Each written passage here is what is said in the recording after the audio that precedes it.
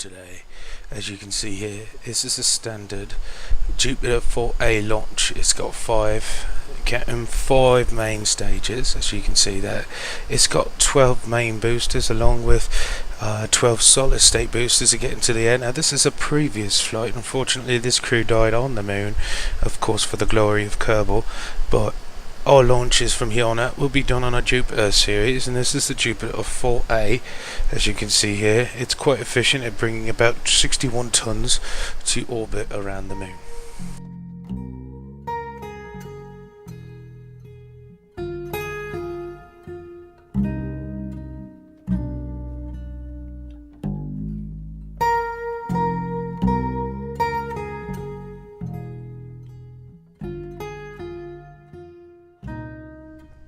As we can see here, we've sped up the video just a little bit so you can see the descent stage. Now we've cut the descent stage off just before it hits the bottom, just because we ran out of film again. Another film problem with the camera. We're working on fixing that for later missions with the Jupiter 4. As you can see here, we're coming in at quite a low speed. We see here we go down to about 5 meters per second as a decline. As you can see here, the RCS is working perfectly normally as we come in for a very soft landing and keeping ourselves upright with just minor changes. And now we can see where we've landed, and we'll take a look here and we'll see here very stable on the ground. Let's see a little Kerbal jump out and walk around on the surface of the moon. Now of course there's been many people saying that this has been faked, that this isn't true at all. And you look around and this could just be Kerbal, of course. Now you look up at the sky, you already see the streak of the galaxy going straight across, yeah? You see that going straight across there. So it's pretty difficult even now to say that. You also notice the mission time in the top left corner, which indicates that we're actually about a day away, or half a day to a day away from our complete mission. I'm sorry, at this point it doesn't show quite that. It shows the time my little Kerbal fellow is spending on the moon. And we can see here the sun sitting on the very top, and now we take a look at Kerbal. Let's hold it right here. There we go, and we can see Kerbal in the distance. You can see the pointer pointing right at it. As we continue on, we can notice here that we are most certainly on the moon, and that will allow this video to continue quite slowly to make the point accordingly.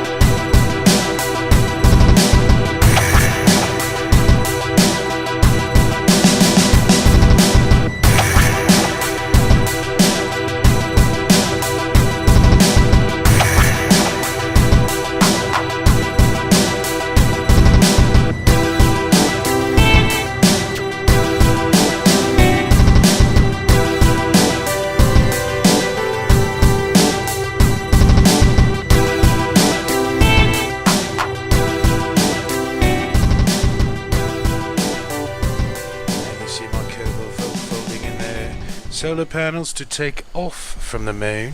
As you can see, I have plenty of fuel. Now obviously on Kerbal this would not be enough fuel to actually get out of orbit, but on the moon with much lower gravity you only have to hit about 500 meters per second to get into a global orientation for orbit.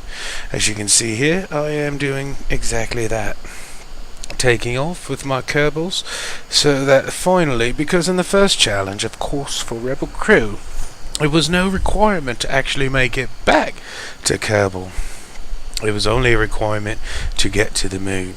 Now I've gotten to the moon, I've taken the pictures on the moon, you can see the Kerbal walking around on the moon, and now you can see where the challenge has been completed and taken one whole other step Indeed, just going into orbit at this point around the moon and taking my way back. As you can see here, we've sped it up a little bit.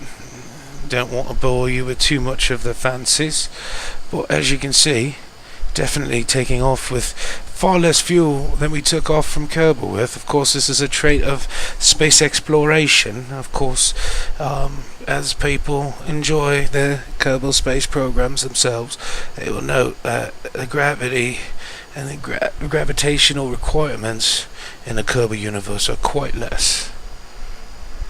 And now we see putting ourselves inside of a Kerbal centric orbit, as we are doing now. It doesn't take much at all. You just got to kind of skim across the inside, as you can see there, make a very elongated orbit, but you don't need much, you just need to get there. And now you can see here, just as a snapshot away, that we've gotten to this point. We're now in a Kerbal-centric orbit, and now we are just going to fire our engine at the right time to go ahead and bring down our perigee to the appropriate level. As you can see here, we're shrinking our orbit a little more, and then a little more. I just want to go ahead and show you what's going on with this and how you would actually get back. It doesn't take much fuel at all. You don't have to do a direct trajectory. You just need to set your orbit inside and then slow yourself down enough to let Kerbal's gravity do the rest for you. As you can see, I'm now on the landing path and we are ready to go. And now we see ourselves coming in. I'm using my fifth stage as kind of a block, and as you can see, I'm using my solar panels just to kind of slow down the air a little bit. Don't want to bore you too much on this, so we'll go ahead and sped up this section as well. We'll go almost all the way down to the ocean. Again, the film runs out towards the end, but as you can see, I've brought my men to Kerbal's moon, and I've brought my men back for the glory of Kerbal, and the glory of ReverendDC, and the glory of Rebel crew. Please enjoy the remainder. I hope to see you the next time. We're going to go ahead and try to check out Minos in the next orbit, which is the far moon. We're going to attempt to go ahead and at least set an orbit around Minos and see what we can accomplish. Until next time, I'm glad that I had this opportunity to show you the glories of Kerbal and ReverendDC, and of course Rebel crew. And I look forward to more space exploration with my friends watching our videos. Please don't forget to go ahead and comment and watch videos, and go to rebelcrew.org for all of your new news that you would need. Thank you.